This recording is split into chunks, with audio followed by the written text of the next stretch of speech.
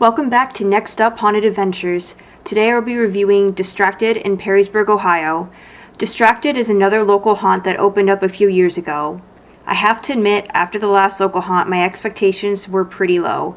The location and outside of the haunt didn't improve those thoughts really any. To start off, their Facebook page and their website were well done and organized. The video and links worked, and leaving a comment was easy. The location site is small, but easy to find. There are plenty of signs at Levy's Commons to point you in the right direction. The indoor ticket area is right next to it as well. $20 is the price you pay to go into the haunt, so I was a little worried it would be another overpriced scenario. But I was impressed with Distracted from the moment I walked in. For a local haunt, it was good. In the beginning, there was a guy there that disguised as a wall, and once he started moving, you realized he was on all fours and on stilts. He was huge.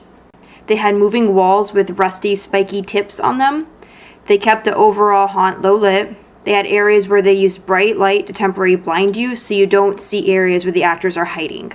They had a lot of Silent Hill-esque theme going on with the bleeding walls and weird stretchy faces. They had a giant face and arm that you had to walk under and around. They used quotes from popular movies, which was fun. They even had a few rooms modeled after the It film.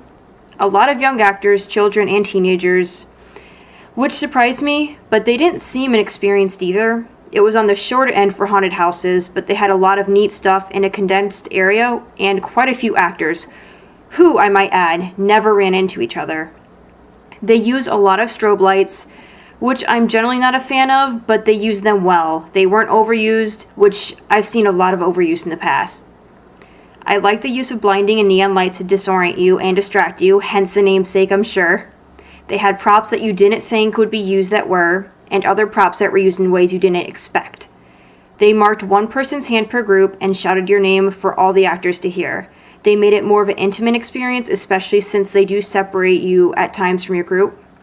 All the actors seemed to really enjoy what they were doing and did it well. They said you don't get touched in here, but some of the actors that did touch you, they did it on purpose. I don't care because it adds the scare factor, but someone else might care who wasn't expecting it.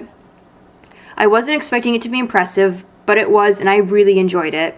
It exited into a hallway with staff that applauded you, like, "You made it! Congratulations!" That was fun. You want a good local haunt near Toledo? Look no farther than Distracted.